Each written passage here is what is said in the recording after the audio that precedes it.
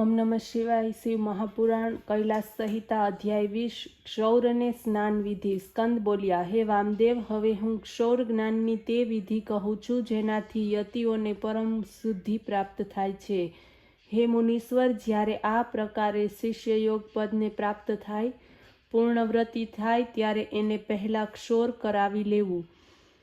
ते गुरुने नमस्कार करीने एमनी आज्ञा लईने क्षौर करावे। कपડાને તે નાઈને પાસે હોય, જેને માટી તેમજ જળથી ધોઈ નાખે, તેમજ જેના હાથ પણ માટી લઈને ધોવડાવવા। શિવ શિવ ઉચ્ચારણ કરતા બંને હાથોની અનામિકા અને અંગૂઠાને અભિમંત્રિત કરવો। પછી આંખોને સહેજ બંધ કરીને અસ્ત્ર મંત્ર બોલવો અને પછી નેત્ર ખોલીને નાઈના અસ્ત્રાને અને કાતરની સ્વચ્છતા દેખીને એને પણ અસ્ત્ર મંત્ર વડે અભિમંત્રિત કરવું, પ્રોક્ષણ કરવું તથા પ્રભાવથી અસ્ત્રાને ગ્રહણ કરે। જમણી બાજુથી ક્ષૌર કરાવવું અને પહેલાં કંઈક આગળના વાળ દૂર કરવા, પછી બધા જ વાળ મુંડાવવા। પછી એક પાત્ર લઈ એમાં વાળ ભરી દૂર નાખી દેવું, પછી મૂછ પણ મુંડાવી લેવી। પછી હાથ ઉપર હાથ રાખી નખોને કપાવવા અને તેલ, પીપળો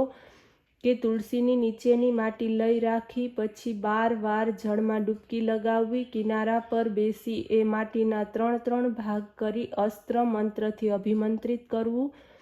પછી એનામાંથી એક ભાગમાંથી 12 વાર હાથ ઘસીને ધોવા। વળી એક માટીના ઢેફાથી શરીરને લેપન કરવું, પછી જળમાં પ્રવેશ કરવો। પછી બીજા ભાગની માટી લઈ 12 વાર માથાથી મુખ સુધી લગાડવી, 12 વાર જળમાં ડૂબકી લગાવવી અને પછી તટ પર જઈને 16 કોગળા કરવા અને 2 વાર આચમન કરવું, ઓમ પૂર્વક 16 પ્રણામ કરવા।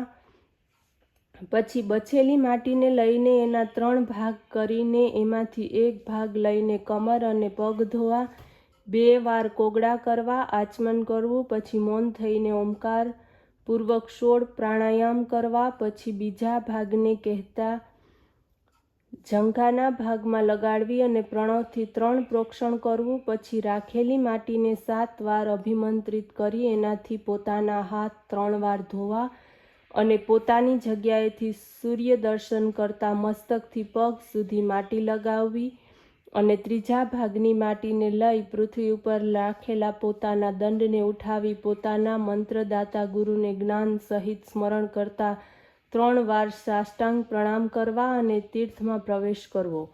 વારંવાર ડૂબકી લગાવવી અને ઓમ કહેતા 3 વાર શિવના ચરણ કમળનું ધ્યાન કરવું, જે સંસાર સાગરથી તારનાર છે। હે મુનિવર્ય, આ તો મેં આપને સ્નેહથી કહ્યું, હવે આગળ બીજું શું સાંભળવાની ઈચ્છા છે તે મને કહો। ઓમ નમઃ શિવાય।